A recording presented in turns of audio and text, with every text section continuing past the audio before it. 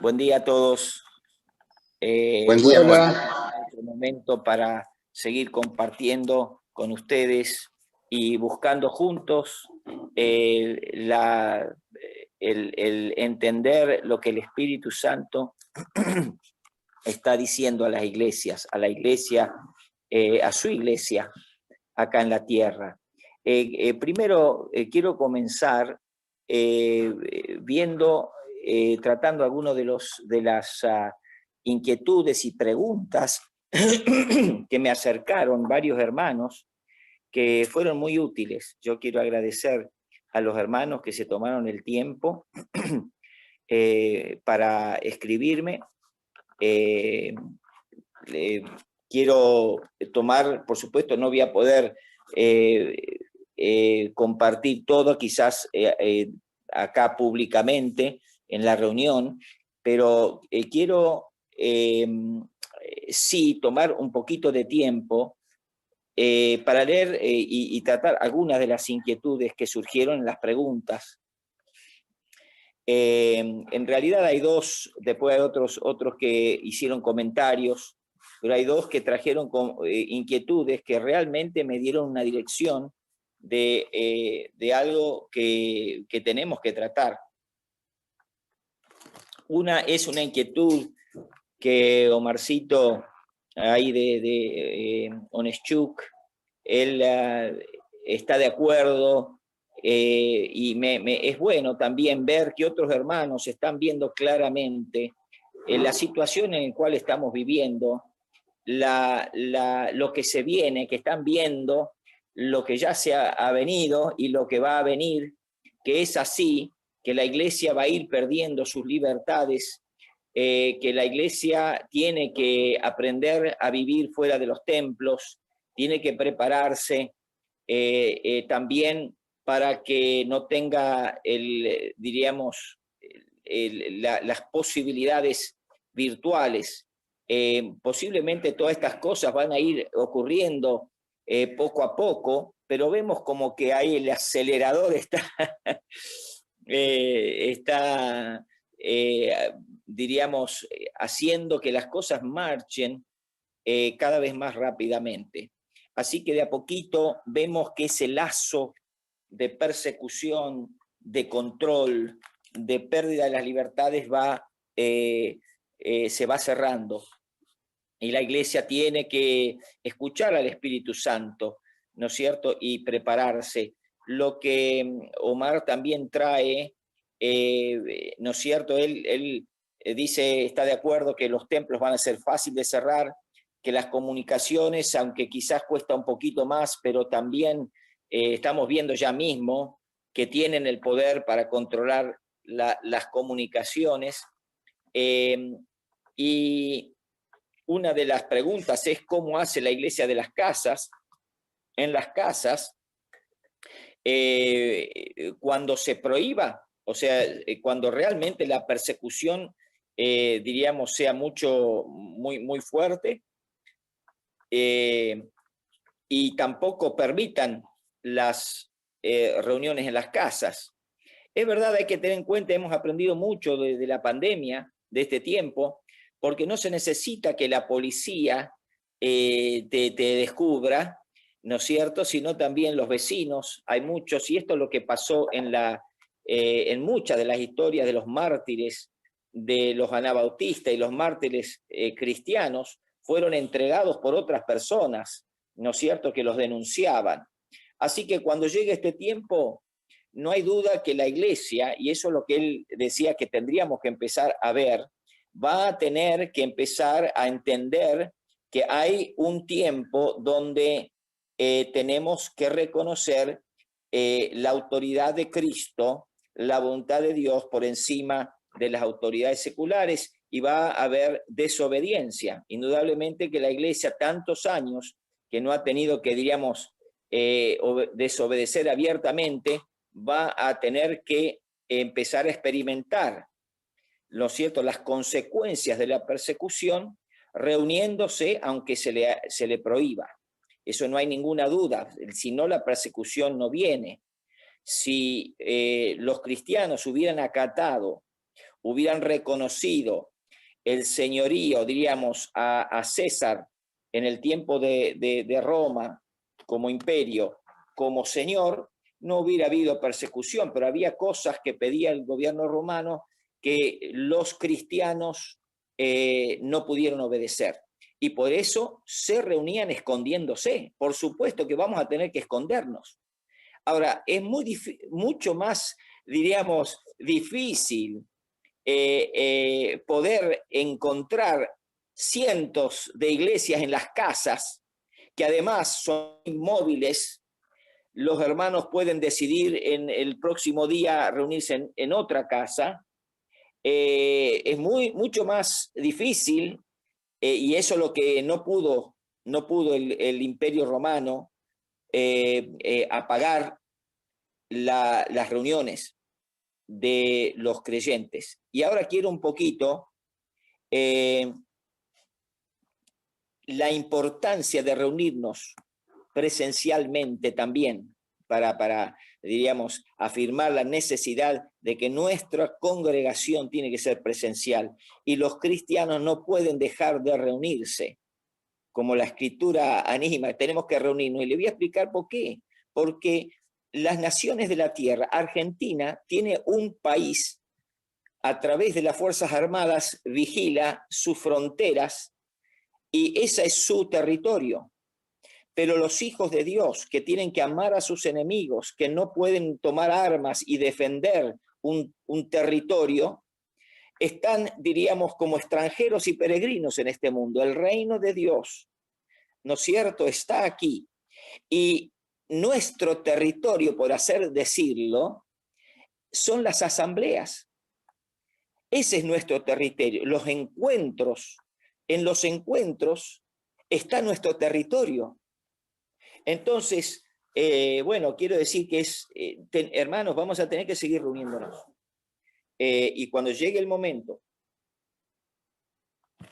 ¿no es cierto?, donde se prohíba absolutamente la reunión de cristianos, como esto ya los cristianos en China, por ejemplo, ya están acostumbrados y ellos se siguen reuniendo, ¿no? Y se siguen congregando y aún la iglesia ha prosperado grandemente de esta manera, aún escondiéndose. Bueno, así que creo que es claro, sí, que la iglesia va a llegar un momento donde no puede obedecer las indicaciones del gobierno secular cuando no condicen con el mandato del Señor. Bueno, así que tenemos que prepararnos y qué bueno va a ser que la iglesia ya esté acostumbrada a reunirse en pequeños grupos. Ágilmente podemos cambiar el lugar de reunión. En vez de en una casa, podemos reunirnos en el parque de tal lugar. Podemos reunirnos abajo del puente o en tal esquina o no sé, pero quiero decir, cuando tenemos organizadas las iglesias en grupos chicos, es fácil, diríamos, es mucho más escurridiza, ¿no es cierto? Y mucho más difícil de controlar. Así que bueno, este es otro de los grandes beneficios de que la iglesia ya, ¿no es cierto?, empiece a acostumbrarse a reunirse y existir en pequeños grupos. Bueno, la segunda cosa es que quería leerles, es un pequeño, diríamos, preguntas y un pequeño bosquejito que me mandó Javier Miguel. Dice así, Javier Miguel te escribe de Pellegrini. Interesante el mensaje, estamos desde hace un tiempo intentando ponerlo en práctica, conversándolo con la iglesia y comenzando a hacerlo en Pellegrini. Bueno, yo creo que hay varias iglesias que están como Pellegrini, gloria a Dios. Estamos formando discípulos que abran sus hogares para el Señor. Contarte una experiencia. Desde hace un tiempo atrás que venimos trabajando en un pequeño pueblo, Bocayuva, de 100 personas aproximadamente, que queda a 10 kilómetros de Pellegrini, donde no había testimonio cristiano. Así que comenzamos primero yendo a vender por cuestiones laborales y aprovechábamos a conocer a la gente y orar por ellos. Además, en dicho pueblo había mucho ocultismo, había un curandero al cual venían de todo el país a verlo. Predicando nos encontramos con gente de Corrientes incluso. Luego comenzamos a predicar casa por casa con el evangelio gauchesco de Heriberto.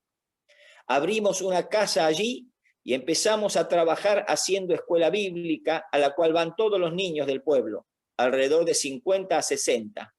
Siempre en la plaza trabajamos mucho visitando y dándonos a conocer al pueblo y fortaleciendo el matrimonio que se convirtió allí y abrieron su hogar.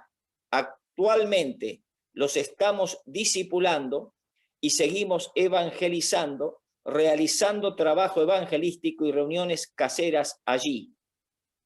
Muy resumido, contarte esta pequeña experiencia. Bueno, quiero agradecerte otra vez, Javier, porque estos son ejemplos prácticos que nos ayudan mucho a tratar este tema, para dar cosas prácticas. Acá estamos ante una plantación del reino de Dios fuera de Pellegrini.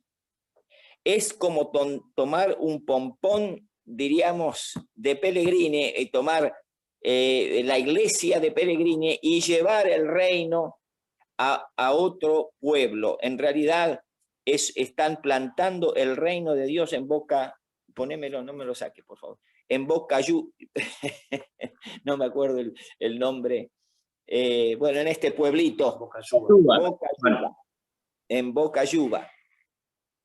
Esto es una manera de extender el reino de Dios, llevar la semilla, que es como la semilla de mostaza, ¿no es cierto?, que es la más pequeña, dice Jesús. El reino de Dios es como una semilla de mostaza, la más pequeña de todas las semillas, que después cuando crece, llega a ser la más grande de las hortalizas.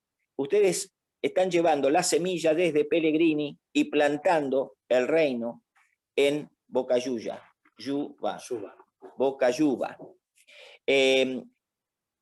Ahora, no sé si Javier me puede contestar esto, si puede abrir, ¿es posible que él me conteste algunas preguntas?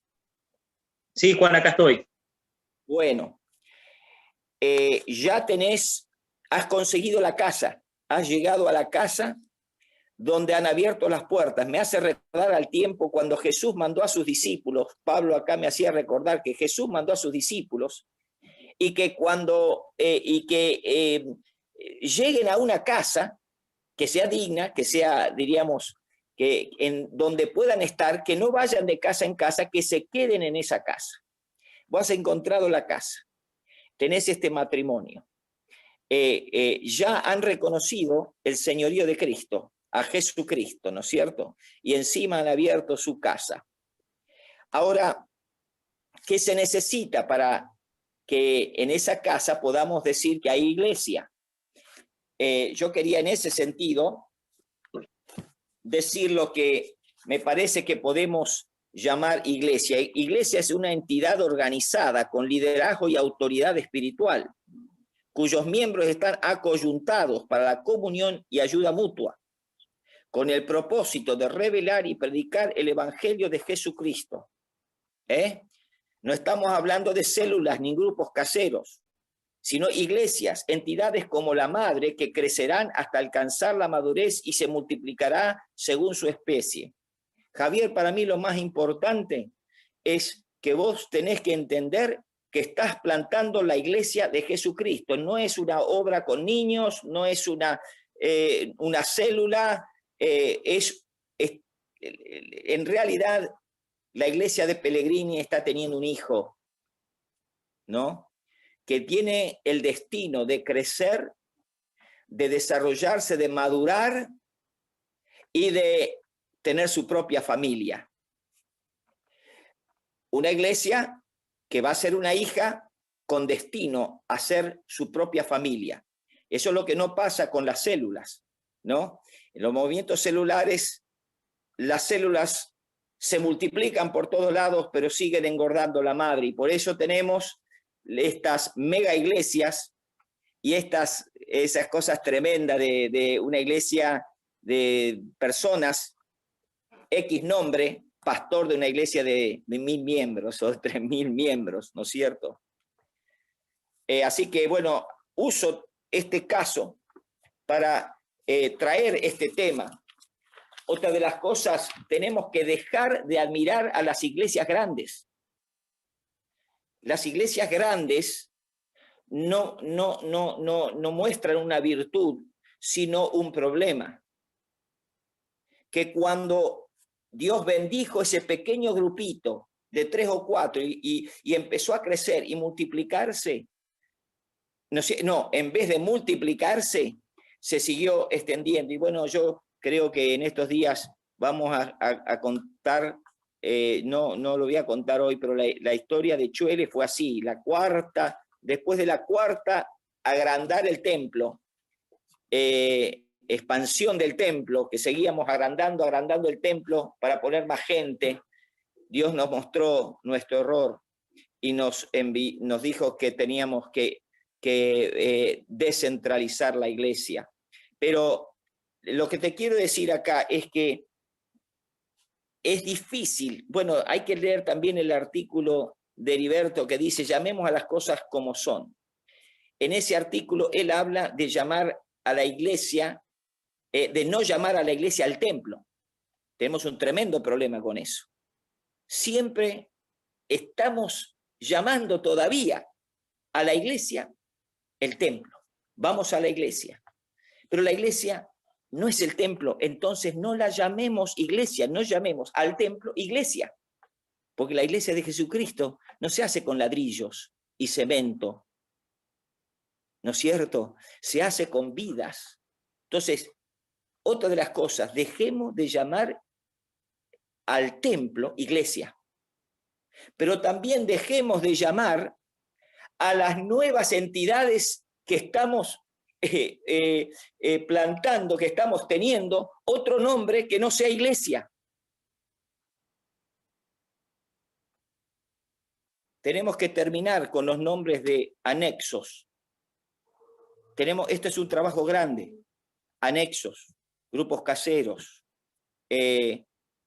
barcas, células, esas estrategias que usan grupos que tienen efectividad en predicar y en multiplicarse, pero que no quieren largar el control, ¿no es cierto? Entonces, se busca maneras, células, ¿no es cierto? Y barcas y cosas para que, sí, se extienda la iglesia, se cree el clima diríamos, de mayor intimidad, pero con, diríamos, el poder central, el ministerio que se sigue centralizando en 1, 2, 3 pastores,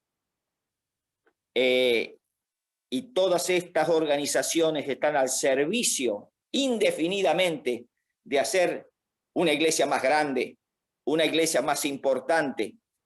Entonces estamos viendo quién tiene la iglesia más grande de la ciudad, quién tiene la iglesia más grande del país, quién tiene la iglesia más grande del mundo. Es muy triste cuando yo pienso en Jesucristo, viendo esa clase de interés, de tener una iglesia más grande, de tener más número y controlar, ¿no es cierto? Y no dejar y no soltar para que la iglesia se desparrame y para que la iglesia crezca y se multiplique. Debe darle tristeza al Señor. Así que nosotros, en uno de los pasos, yo digo, hermanos, dejemos de admirar las iglesias grandes, porque nosotros estamos queriendo ir para el otro lado. Nosotros que estamos queriendo achicar. Ya tenemos demasiadas congregaciones. Una congregación de 50 que podría tener 5 iglesias, quizás 5 pastores en la ciudad. Están todos bajo un pastor.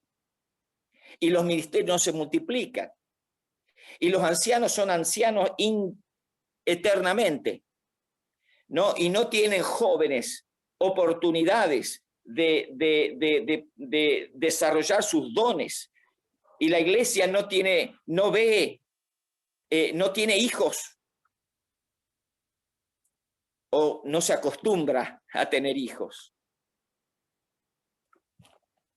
Así que bueno, volviendo a este caso de lo que decía de llamar, no darle otro nombre, lo que está pasando, si Javier, vos estás de acuerdo con esta palabra y estás de acuerdo con las escrituras, que una iglesia es una entidad organizada con liderazgo, autoridad espiritual, cuyos miembros están acoyuntados para la comunión y ayuda mutua, con el propósito de revelar y predicar el evangelio de Jesucristo, es una iglesia. La iglesia de Yuba. Y no tiene que darle otro nombre. Qué ofendido estaría yo si entra mi nieta a mi casa. David y Mili viven al lado nuestro, así que la nieta apenas tiene oportunidad, se raja para lo de los abuelos. La verdad que a nosotros no es de mucho gozo verla. Ahora imagine que yo tengo visitas y entra mi nieta y la visita dice, esta es la célula de David y Mili. O me dicen que es el anexo. Mirá el anexo de David y Mili. No, mi nieta no es un anexo, mi nieta no es una célula, mi nieta es un ser, diríamos, a la semejanza de sus padres. Es cierto que es chiquita, es cierto que necesita muchísimo de sus padres, necesita la atención continua de sus padres porque es chiquita, pero ya es una persona con documento, es una entidad cuyo destino es ser igual a sus padres, que crecerá y que llegará el tiempo donde sus padres, si son buenos padres, la van a soltar para que tenga su propia familia y no la van a estar reteniendo toda la vida, porque el que retiene y no quiere largar, hay padres que les cuesta, pues no quieren que se le desarme su linda familia y retienen a sus hijos, usan la parte económica, de alguna manera los retienen. Sí, mantienen su casa limpia, pero nunca pueden ser abuelos. Nunca pueden ver el gozo de que sus hijos tengan su propia familia. Y las iglesias tienen que empezar a experimentar el gozo de tener hijos y no querer conservar esa iglesia de 20, 30, 40, 50, 80 años inmaculada, sin tener hijos, sin multiplicarse. Así que esto es un tema muy importante y tenemos que crecer aún como institución denominacional a reconocer, dejar de lado estos estatutos que nos decían que para que sea iglesia tiene que tener 10 miembros. Pero Jesús dice que 2 o 3 reunidos. Por eso digo que en este pueblito donde los hermanos de Pellegrini ya tienen su casa, hay 2 personas, ¿no? Más la autoridad espiritual, que serás vos, Javier, pero si hay autoridad espiritual, ¿no es cierto?, viviendo ahí o que está a cargo ahí, ya se da la condición para que el reino de Dios esté presente. Si los hermanos hay que enseñarles ahora a tener un compromiso de amor a Dios y entre ellos. Ahora es cosa de crecer, pero ya es iglesia. Ya es el grano el grano de mostaza. Sí es pequeño, pero cuando crece, llega a ser grande. Entonces, tenemos que ir, yo quiero usar, y si es necesario usar tiempo del mensaje, ya puede ser esto el mensaje, pero es muy importante que empecemos a llamar las cosas por su nombre. Si es que vamos a ser parte de un movimiento embrionario, donde la iglesia no tiene anexos y no tiene células, sino tiene hijas. Y ya al tener hijas, al llamarlos iglesias, ya está reconociendo que desea que tengan su propia familia y no gobernar sobre ellas indefinidamente. Yo he conocido anexos que han sido anexos por 15, 20 años. Como conozco un anexo más de otra denominación que yo visito con mucha tristeza porque ya podría haber sido una iglesia yo conozco a la gente con pastores y enviando pastores, y sigue siendo un anexo de la iglesia madre que la controla indefinidamente a través de los años, que no quiere soltar, que es controladora y no quiere soltar. Hay un tiempo para atender y controlar cuando un hijo es chico, pero ya tomarle la mano para cruzar la calle a un chico de 15 años es una vergüenza, lo avergüenza. Así que yo digo, dejemos que crezca esta visión. Estamos plantando el reino de Dios cuando tenemos autoridad presente, autoridad espiritual. Si tenemos, por lo menos tienen que ser 2 o 3, porque no puede haber una comunidad, diríamos, de uno solo. Pero si tenemos un grupito, las iglesias diríamos, de los primeros siglos eran alrededor de 10. Las más grandes, dicen los historiadores, llegarían quizás alguna vez a 40. Así que yo sugiero, saquemos eso de nuestros estatutos, que una iglesia tiene que tener 10 miembros.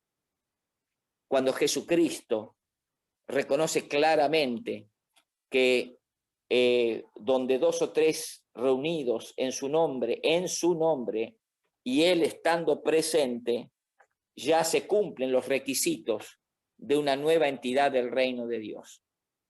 Así que nosotros también tenemos que ayudar, reconociendo. Para mí, Javier, mientras que vos estás escuchando esto, si vos reconoces, pues un asunto tan sencillo como reconocer, vos querés tener un anexo o querés tener una hija, querés tener, diríamos, plantar la iglesia, el ADN de iglesia está ahí, es un embrión que está siendo fecundado con un anexo que van a manejar y controlar de la madre indefinidamente.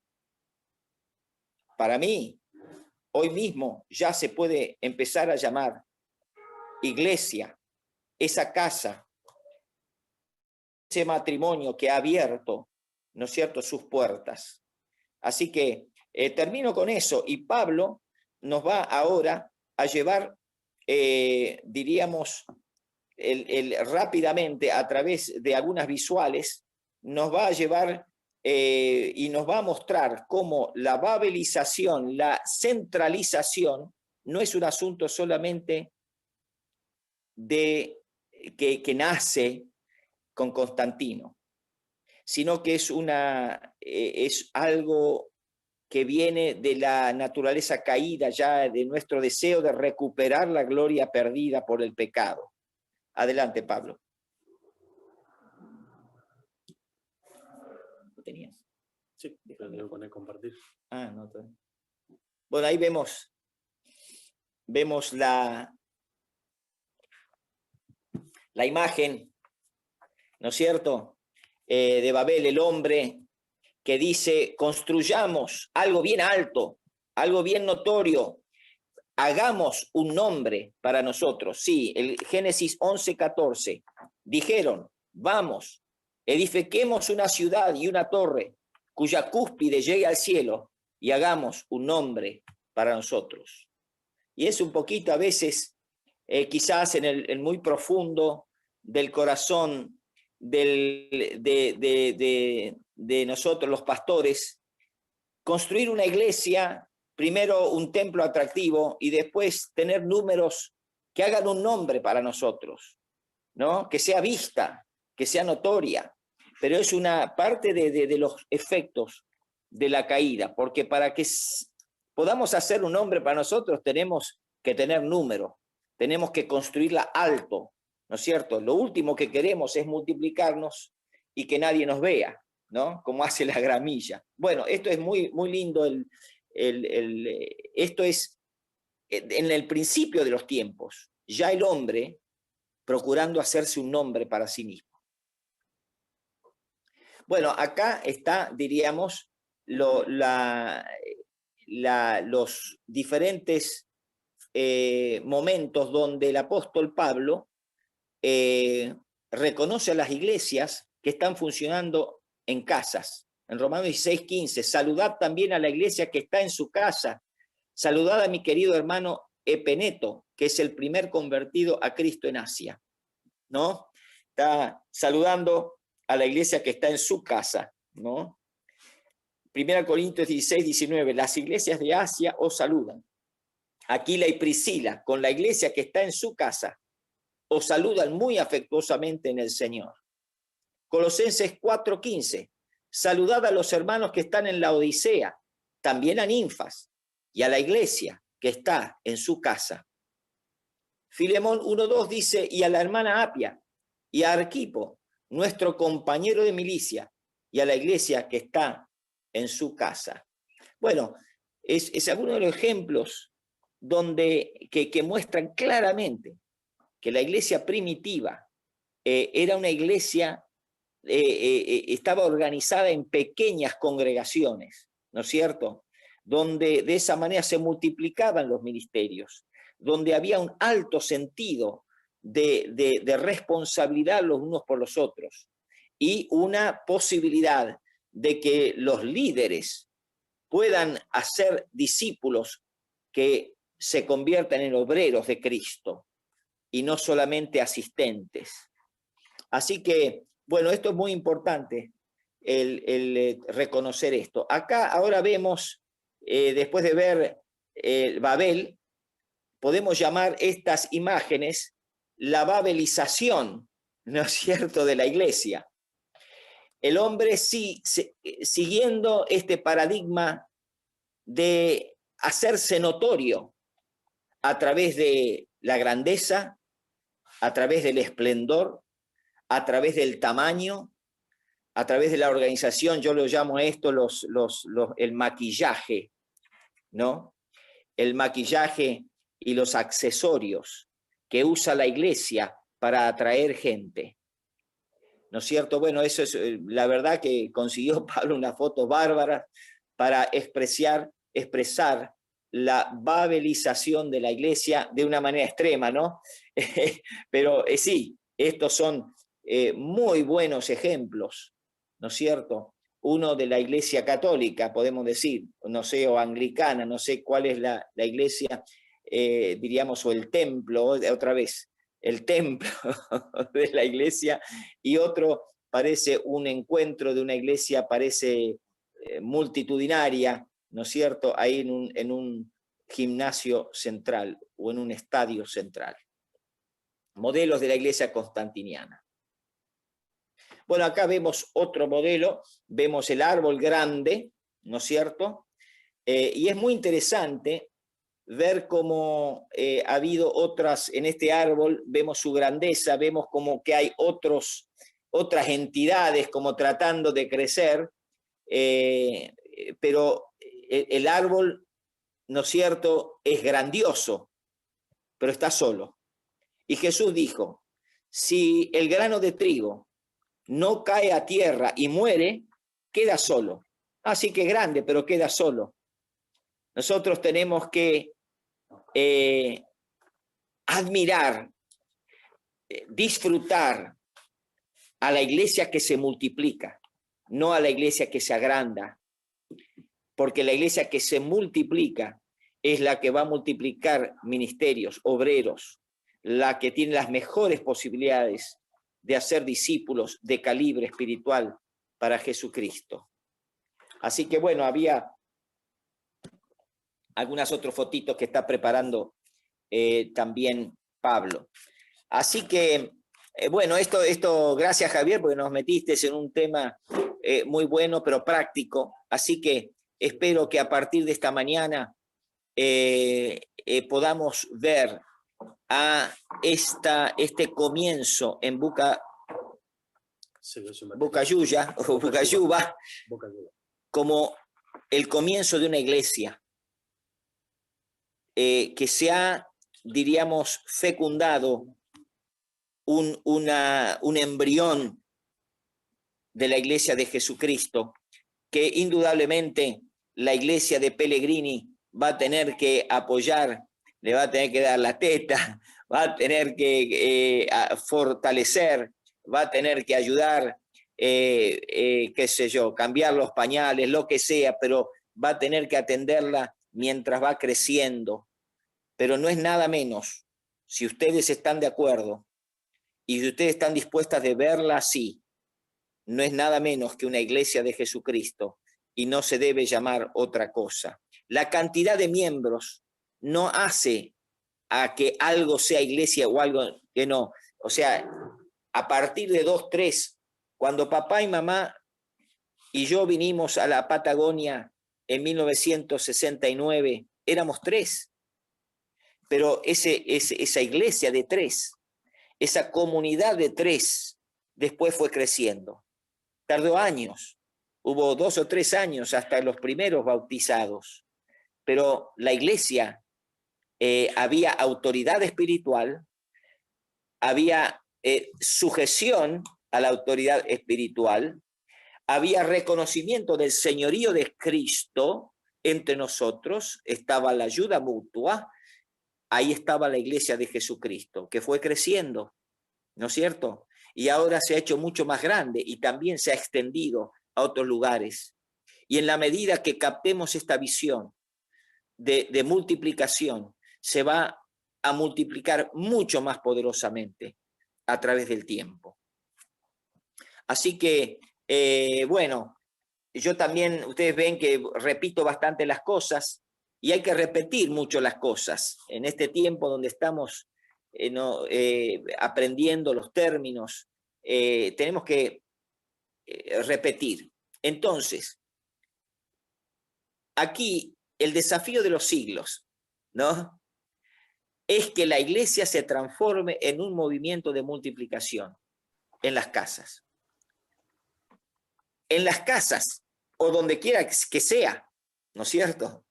Las casas, estamos diciéndolo porque las casas es uno de los lugares más completos, más fáciles de usar. Tenemos en los baños, tenemos sillas, tenemos mesa, ¿no es cierto? Qué maravilla cuando hay una familia, cuando hay un matrimonio dispuesto a abrir su casa con un techo que nos protege de la intemperie, paredes, donde ya hay baño, donde hay todas estas, diríamos, cosas que nos hacen mucho más maravilloso reunirnos, y ese ambiente de casa que es tan maravilloso. Así que el desafío, hermanos, es que empecemos a crecer en este nuevo paradigma y transformarnos en un movimiento de multiplicación, donde la iglesia, a través de los años, y quiero decir algo también que me aconsejó Heriberto, hay que reconocer, esto no se da de un día para otro, hermanos.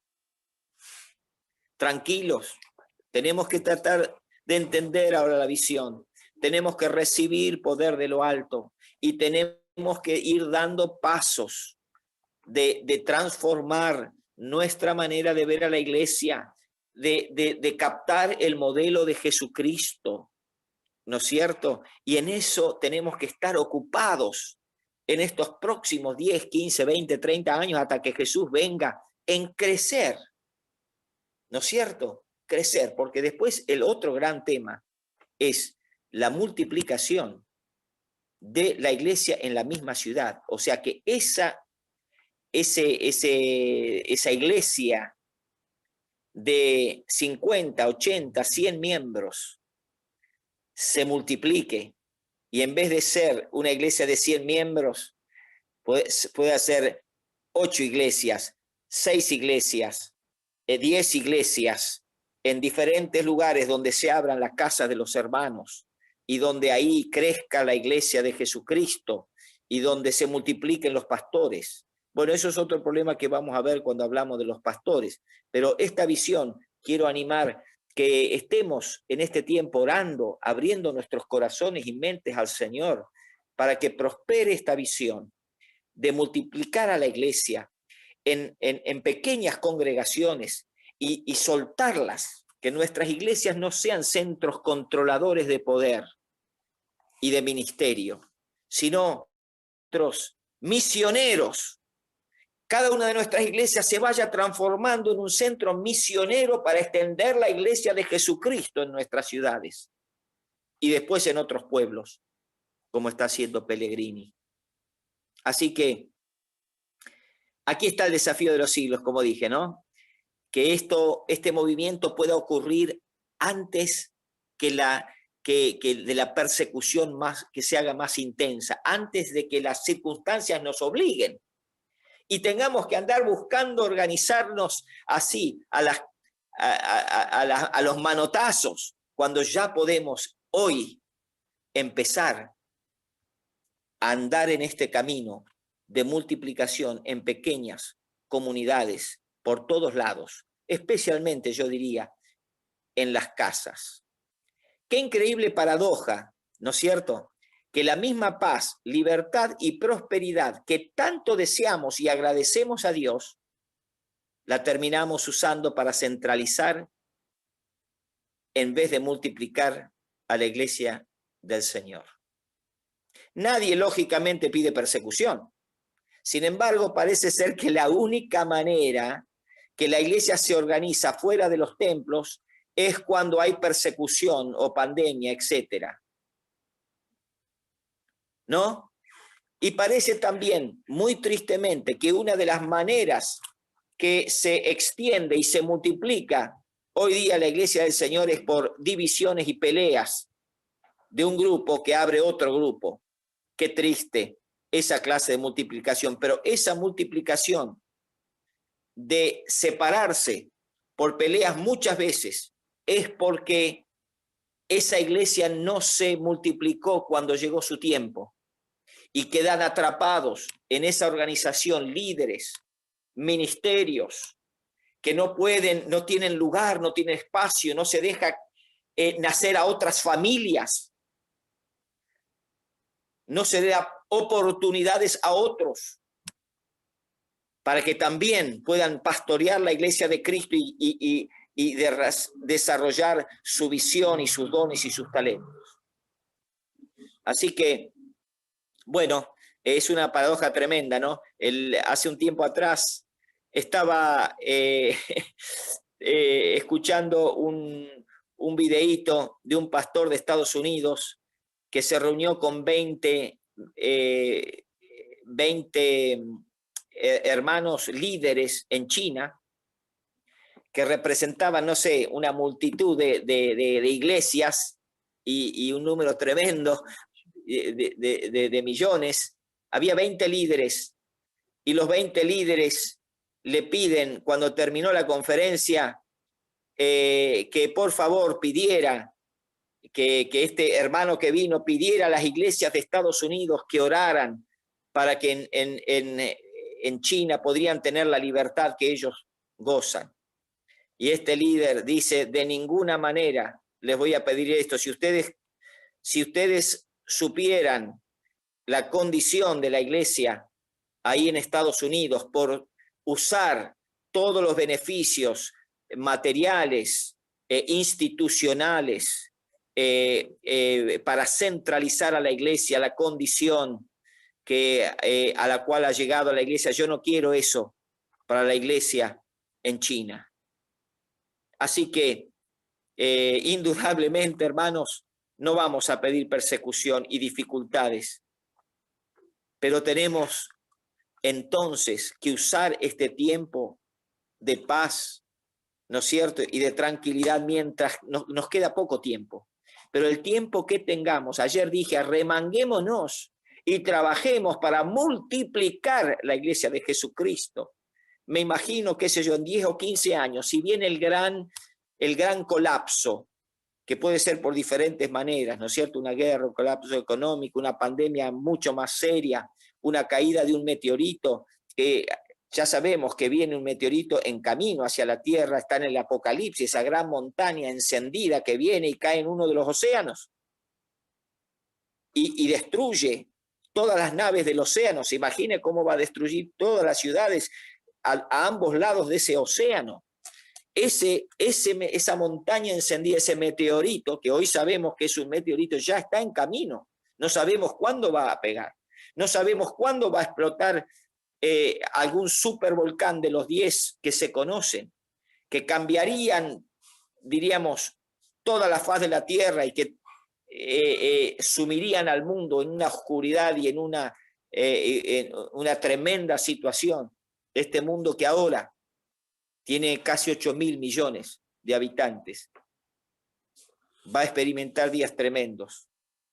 Y es por eso, hermanos, que la Iglesia de Jesucristo tiene que empezar a andar por este camino y tener mucho cuidado en este tiempo de no solamente aprender a vivir fuera de los templos, sino no entusiasmarse con la iglesia virtual. Y yo digo, hermanos, yo digo, aprovechemos al máximo la iglesia virtual, ¿no es cierto? O sea, la iglesia como la convención no sirve.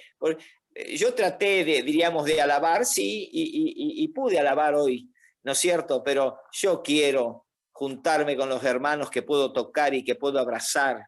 Yo necesito, ¿no es cierto?, ser parte de algo que conozco personalmente y con el cual puedo experimentar personalmente.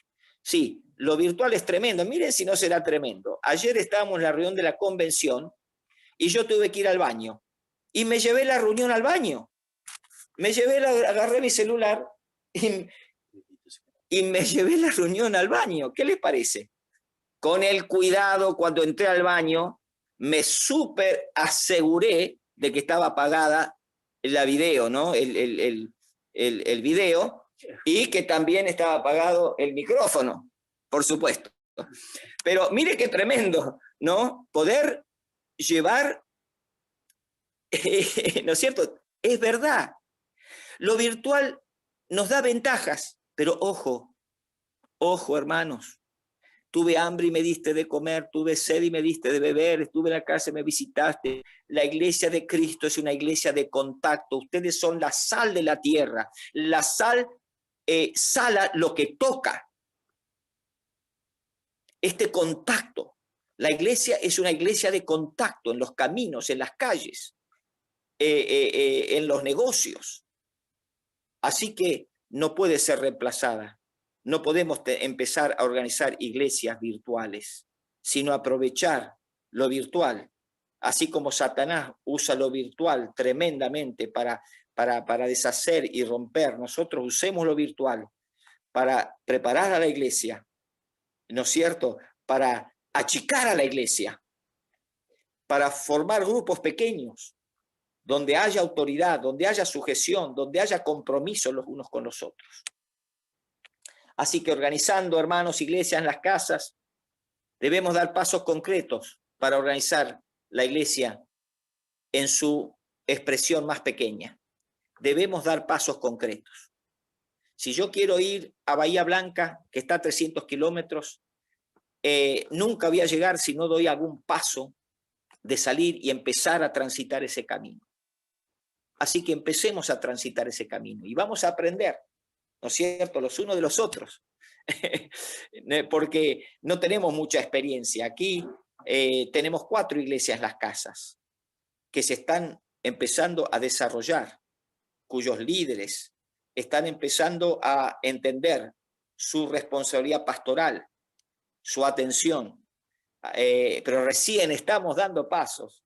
Así que espero a través de los años futuros que podamos compartir nuestras experiencias los unos con los otros al andar en este nuevo modelo, en este nuevo paradigma que es el que nos dejó Jesucristo. Entonces, si nos sacan o controlan los templos y las comunicaciones, las iglesias en las casas, ancladas geográficamente, seguirán adelante. Las ventajas de la iglesia en las casas son: los miembros tienen una participación y compromiso.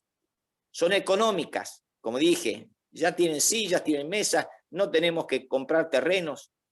Son versátiles, escurridizas para tiempos de persecución y tienen una ágil dinámica de contacto. En un momentito, como la gente vive cerca del lugar de reunión, se pueden reunir muchas más veces, pueden comer juntos. La Santa Cena, no tenerla, diríamos, con el pancito y el vino, sino cenar juntos. La cena debe ser la cena, la comida juntos, creo que más y más en nuestras casas. Así que, y tiene una inatractividad a la carne, no es atractiva. Hay mucha gente que jamás va a querer ser parte de una iglesia en las casas, quieren ir a un templo, quieren sentarse en la cuarta, quinta fila o atrás, donde tranquilamente pueden estar y después irse a sus casas. No van a querer ir a este grupito que se reúnen en una casa, ¿no es cierto? Gloria a Dios. Por eso la iglesia tiene tanto contrapeso de llevar la carga de tanta gente que realmente no se ha puesto bajo el señorío de Cristo, no ha entendido el camino de la cruz, no ha entendido las demandas de Jesucristo, y es un contrapeso tremendo para la iglesia tener que atender, ¿no? Tener que no sé cómo se hace con el bebé, ¿cómo es que se dice? Mecer. Tenés que mecer a tanta cantidad de miembros para que no se vayan, ¿no es cierto? Porque si se van, tenemos menos gente. La iglesia tiene que, naturalmente, en las pequeñas casas, no va a ser atractiva a mucha gente que quiere seguir una religión. Entonces va a ser, en cierto sentido, la iglesia en las casas, van a ser como